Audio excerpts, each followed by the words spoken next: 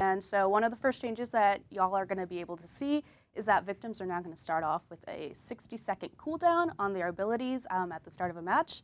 This change is brought to you by just us wanting to kind of incentivize stealth play and trying to stop some of the rush meta that we've seen in game. Yeah, I would say that one of the coolest things about this change, though, also is the basement gameplay is going to see a lot of differences after this patch goes live. If you tuned into the last stream, you know that the Leatherface requirement is being lifted. Now, obviously, you can still choose Leatherface and you might start in the basement. But we did see a lot of questions, actually, from people saying, will that change who starts in the basement? Will another family member be in the basement? And that's not the case. The situation with Leatherface not being required, the game stays the same. So you have an opportunity there where if you so choose, you might bring a different, cast of characters to the family side. This change also could see that, that would obviously impact basement gameplay. This change is going to impact basement gameplay. It's basically a little cooldown that's going to give you a little buffer room on how soon those Connies are popping locks or Lelands are throwing shoulders into people or, It brings me to the next point that I've got to make, and it's that noise is now going to start to follow victims for a few seconds. So when you are spamming that toolbox, when you're going through that bone pile, when you're running through bone charms, if you set off a nugget, there you go. You slam a door, those noise pings will follow you for a little bit. This was interesting. One of the things that I think bears mentioning here, all of the noise right now that you make, aside from, say, coughing over sissy poison or things like that, all of the noise that you make kind of stays where you made the noise. And so we were seeing a lot of things with sandbagging teammates. You run through, you grab something real quick, and then your other stealthy teammate is standing there like, what the hell, man? You kind of brought him to me. So now that noise ping is going to stick to you a little bit. So if you sprint through bone charms, you used to be able to sprint through the bone charms and then that was it. The noise would kind of stay there. A good Leatherface knows where you might have been, or a good family member knows where you might go from there, but it didn't stick to you. Now it will. And I think that's going to really change how that all plays. Yeah, again, we're just trying to kind of incentivize stealth where we can. And if you do still want to rush, at least you'll know that these are some of the changes coming up. And, before we get into number 3, it's kind of like we discussed on the last stream where we talked about, speedy play should be allowed. We're not trying to say you can't play speedy. If you choose to play fast, that's your call. It should be punishing, though, and this is part of that move toward, hey, stealth is rewarding and speedy is possible, viable, but there's punishments there. So, all right.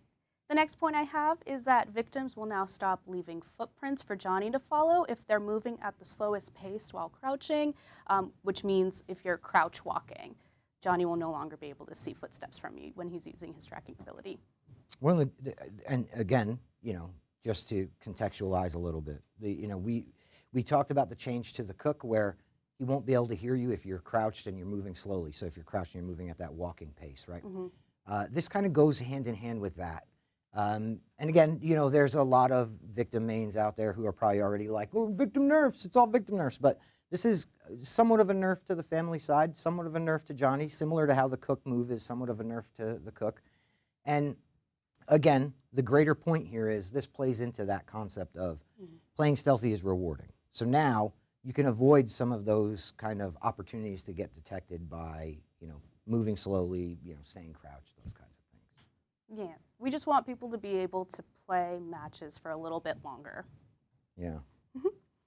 The next thing I have on the docket is that we're actually going to be changing the position of detection at escape gates. So what this means is that once a player has crossed the gate, it will now trigger as they've escaped. This change is to kind of help prevent players from being able to camp and teabag at exits from outside of the gate. We're looking at you, Slaughterhouse. Yeah, and honestly, this is all directly Wes's fault because he refused to put the truck in that comes out and kills victims in the road randomly. So rather than having them dancing out there with no truck to run them over, similar to the bus I threw Wes under, there's going to be the escape volume is much closer to the gate. So like I think of gates on say Slaughterhouse or on the back exit of Family House where you have that long run out where they could go around the corner and hide and then do some trickery, and they dance when Grandpa goes off and shit like that. You know, that's going to be nipped in the bud. So the minute you step outside of that gate, you're beat. Yeah, you're gone. So, Yeah. you know, do your sensual teabagging maybe not Yeah, before yeah. that. just teabag inside the gate. That's all. I'm gonna get attacked. I know. For that. Here, let me go into the next thing. Speaking of some changes, we're going to be making some improvements to gas station. We're now going to be changing where the fuse pickup locations are, so they're not going to spawn so close to the fuse box. And we're pretty excited to see how that's going to play out in gameplay now, just because sometimes they'd spawn pretty close to one another, and it'd be not the way that we intended for that to play out. I mean, the people were sharing straight up screenshots with us on Reddit where the fuse was here, and directly across the walkway that was the fuse box, and it's like you could just grab the fuse and go straight to the fuse box. And that, you know, these are things that we uncover with the help of you guys playing the game, you know, hours and hours and hours on end, because these random systems and things that place spawn locations, and you know what you're looking at there is a system where the fuse box can spawn in a couple different locations, the fuses can spawn in a couple different locations, and every now and then they synchronize and you get silly things like that. So with, you know, millions, I guess at this point it's safe to say, of hours of gameplay, these are things that get uncovered. And so, yeah, this is more a bit of a maintenance one, but we did want to mention it because we had seen so many screenshots of people going, are you kidding? This is right here. And yeah. Mm-hmm. All right, the next thing, speaking of tuning, we're going to be talking about Cook in this next point. We're changing how his ability charge ticks down. So now the way that it's going to work is that it's going to tick down correctly while being actively used, as opposed to just honing in and focusing in on a victim. And this is to help with Cook's spamming ability, which we saw plenty of, speaking in the subreddit of the Cook has heard you, Cook has heard you. So we heard you. Yeah, you know, the situation with Cook too, Cook got a little bit of a change to his ability. You can crouch and walk and avoid it, but also there were a lot of people that kind of realized that if you pick up the sound ping and tell the direction, his ability doesn't start ticking away yet. So they could say to their friends, oh, they're over there, they're over that way, they're at the front gate, they're over there. It wasn't until he focused in that the, you know, ability would start pulling, right? And that shouldn't be the case. If you're in that ability, there should be a drain there. So again, I know it's somewhat of a Cook nerf, but you know, once in a while we have to nerf the family too. Oh, there we go. I'm gonna get attacked for that one too. I'm digging my own grave. And again, all of this goes into, like, we want matches to be able to play out longer and more interestingly for some people, because, you know, we saw that a lot in their subreddit. And we just want to incentivize stealth and, you know, like strategic gameplay on both ends. And so this is more of a fixing an issue. We fixed an issue where the all victims killed XP event would apply even when all victims had not been killed. So that means that family players will see a slight change in XP at the end of their matches compared to what you've been used to seeing with that change. We just kind of wanted to make mention with that, just because it'll probably be noticeable, especially, you know, like the more that you've played. So we just wanted to be as transparent about that as possible. First question that I saw in chat that I feel we really should talk a little more about is in regards to how Leatherface plays now.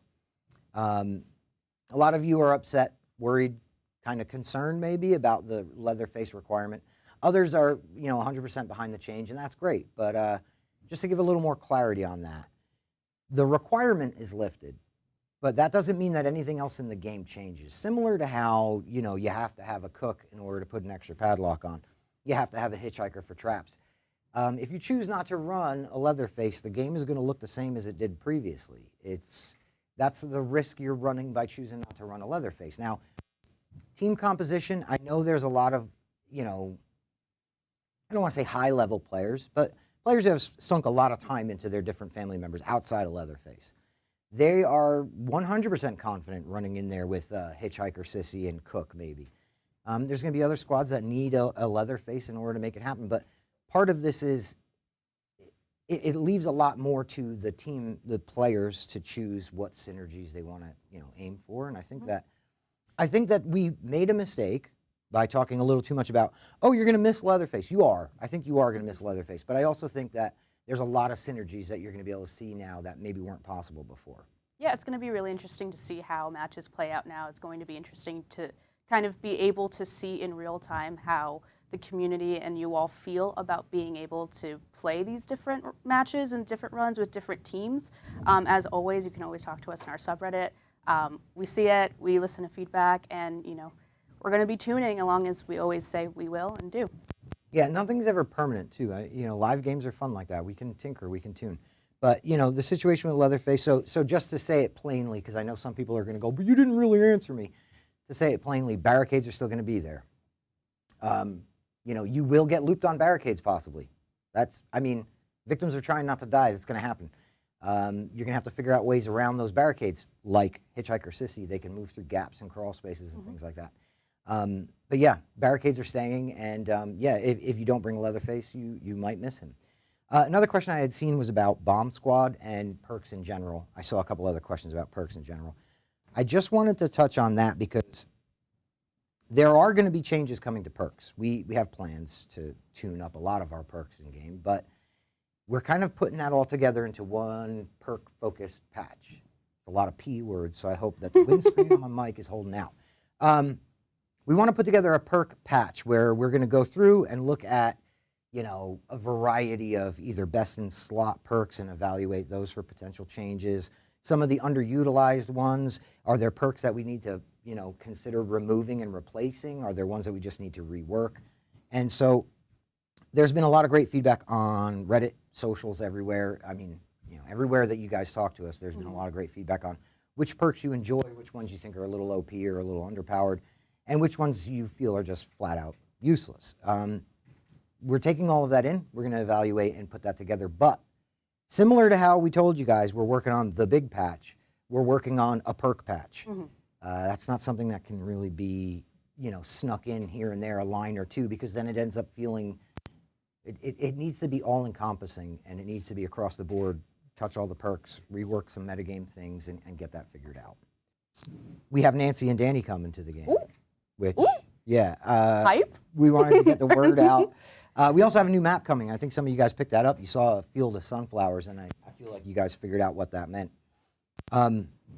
I'm shocked that I'm not hearing a whole lot of questions about them, which I think is interesting. Oh, new map. Oh, yeah, chat's going on. Yeah, any update on, we're going to be putting those together and getting those published probably a little closer to the patch date, which is another cool thing we can talk about.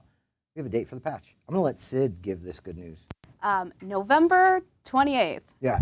Mark it in your calendars. November 28th, we have the patch. We have content. We have all kinds of fun stuff. We also have our patch notes coming just before the 28th. We'll be sharing, basically the full list of 250 fixes. And like I said, that's kind of a doozy. It's going to take a little doing. Danny, Nancy, yeah, we can't really share too much at this time.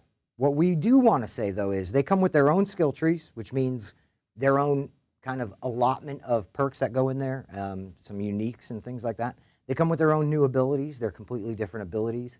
And yeah, you're going to hear more about them in the coming days. So I got to get a little bit of good news to you guys. We have a much bigger detailed look at them coming very soon. So keep an eye out. Keep an eye out. All the usual places, socials, our community hub, that kind of thing. At TX Chainsaw Game. Everywhere. Yeah, Rob, can we run the lower third? I did see a question about cook skins. Yes, we will have cook skins. We'll have hitchhiker skins. We're going to have skins for everybody. Not just yet. We're focusing on, the things we've shared. When the time comes to talk about those things, we'll get that news out to you guys. Real quick, I want to get a couple out of the way. Slaughterhouse, Valve, that's going upstairs. We talked about that in the last stream. We're moving the tank upstairs. That should make it much more visible and all of that. Somebody asked what the new map is actually called. It's called Nancy's House. It's her residence. You'll see a little more about that. Like I said, in the coming days. Thank you for checking out this video. Make sure you leave a like, comment, and subscribe.